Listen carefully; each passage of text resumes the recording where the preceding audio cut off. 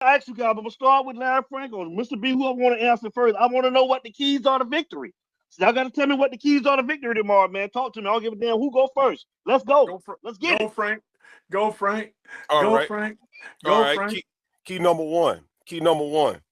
Don't buy into the bullshit. When I say that, do not buy into everything that Ohio State is doing, all of the stuff that they are talking. The reason that they are talking is because they know that they are in trouble. You got to remember something. Indiana averaged 11.3 points a game, gave them hell.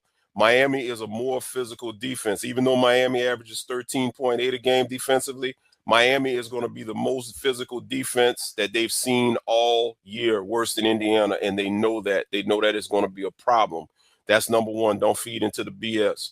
Number two, as we always say, penalty-free, mistake-free football. No dumb penalties, no pre-snap penalties. Listen, bottom line, you know your snap count, you know what you got to do. At the end of the day, when it's all said and done, handle your business, handle it right. Number three, as I've been saying, and I'm going to keep saying, Shannon Dawson does not have to call the perfect game. He needs to call the right game, which is his game. Shouts to Rocky, who also been saying that for the last couple of shows. Number four, you got to get pressure on Julian Sayin. He's a red shirt freshman. Guess what? This stage is too big for him as a red shirt freshman. There's no way he should be able to get comfortable and be able to get. You saw what happened when he was on a semi-big stage in the Big Ten championship game. He folded. Number five, you can't let Bo Jackson in that running game get going, because if you let Bo Jackson in that running game get going, you're going to have to cheat up to try to defend it. And guess what? You're going to have some one-on-one situations. And at the end of the day, some play action. They're going up over the top to JJ, to Jeremiah, or the other one, Tate.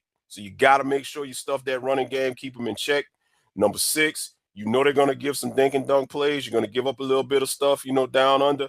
Bend but don't break. If they get some chunk plays on you, that's fine. Don't let them get in the red zone. Don't let them cross the goal line.